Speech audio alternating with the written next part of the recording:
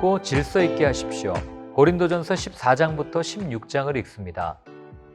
하나님을 사랑한다는 것은 정말 잘하지만 사람을 사랑하는 것에는 서투른 그리스도인들의 모습을 봅니다.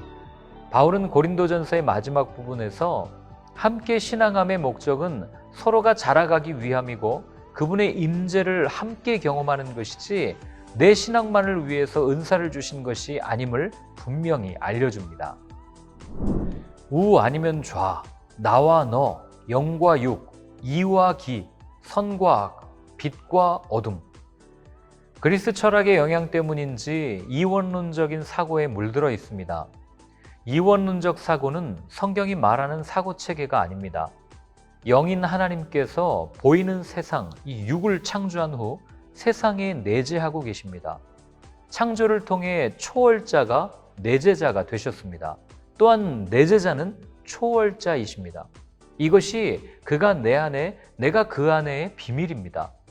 그렇기 때문에 누가 선하고 악하다 말한다는 자체가 교만이고 분열을 주장하는 행위입니다. 그 안에 선과 악이 공존하기 때문입니다. 다만 선과 악이 공존하는 사람이 자신의 이익을 따르는 것뿐입니다. 그러니 모두가 죄인인 것이고 모두에게 예수님이 필요한 겁니다. 방언이냐 예언이냐 은사들 사이에 순위를 정해 다투던 그들에게 바울은 둘 다 하십시오라고 권면합니다.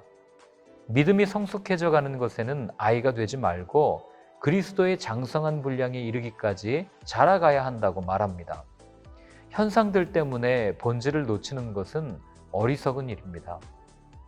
그러면 해결책이 무엇이겠습니까? 답은 너무 간단합니다. 둘 다 하십시오. 나라면 영적으로 자유롭고 풍성하게 기도하면서 동시에 신중하고 주의 깊게 기도하겠습니다. 부활하면 도대체 어떤 모습으로 살아나는가? 사람의 이성은 눈에 보이는 것으로 인지와 인식이 되고 반복적인 현상을 보며 신뢰가 생깁니다. 그 신뢰를 바탕으로 더 많은 진리를 찾아냅니다. 신앙, 믿음도 보는 것에서부터 시작됩니다. 그러나 부활은 이성과 사유를 넘어선 소망과 신비의 영역입니다. 바울은 알아듣긴 쉬운 예로 씨앗의 비유를 들어 부활을 설명합니다. 씨앗이 열매를 맺기 위해서는 바짝 말려져야 합니다. 말리지 않은 씨앗을 땅에 뿌리면 뿌리 내리지 못합니다. 그런데 바짝 마른 씨앗을 보면 과연 저 안에 생명이 있을까 하는 의구심이 듭니다. 생명이 없어 보이고 죽은 것 같이 보이기 때문입니다. 신기하게 죽은 것처럼 보이는 씨앗을 땅에 뿌려 적당한 온도와 수분이 공급되면 부화하고 싹을 내리고 때가 되면 열매를 맺습니다. 십자가에서의 예수님은 마른 씨앗 같았습니다. 창으로 옆구리를 찔러 몸의 수분이 다 빠져나갔습니다. 다시 살아날 수 있을까 하는 의문도 듭니다. 그러나 현장에 있던 사람들은 죽음 앞에서 고백합니다. 진실로 하나님의 아들이었다. 부활의 기미를 느꼈던 것일까요? 사흘 후 하나님의 약속대로 부활하셨습니다. 또한 당신을 믿는 우리에게도 영원히 죽지 않음을 약속해 주셨습니다. 부활은 그리스도인들에게 선택이 아닌 필수입니다.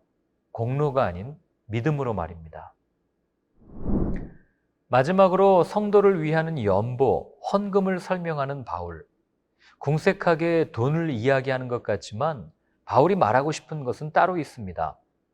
너희 모든 일을 사랑으로 행하라. 분열과 자기애로 가득한 고린도 교회를 향한 바울의 권면은 간단합니다. 서로 사랑으로 행하라입니다. 예수님께서 주신 새 계명입니다. 사랑이 교회 공동체의 본질이며 사랑하는 삶이 그리스도인의 기본입니다. 사랑의 본질은 너를 나처럼 여기는 것입니다. 사랑 안에서 내가 되고 내가 내가 됩니다. 나와 너를 구분하는 경계선은 허물어집니다.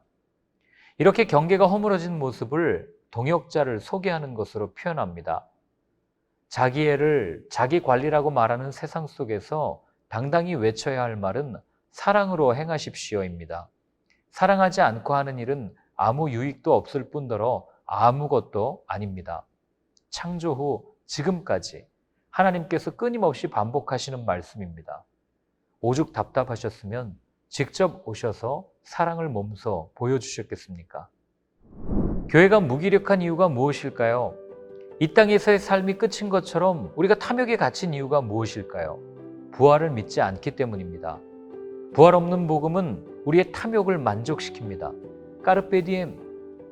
라면 중에서 가장 맛이 없고 먹기 힘든 라면은 이것이 전부라면입니다. 오늘이 끝이라면, 바라는 소망, 꿈꾸는 희망도 흩어지는 안개에 불과하다면 참을 이유도 바랄 이유도 없습니다.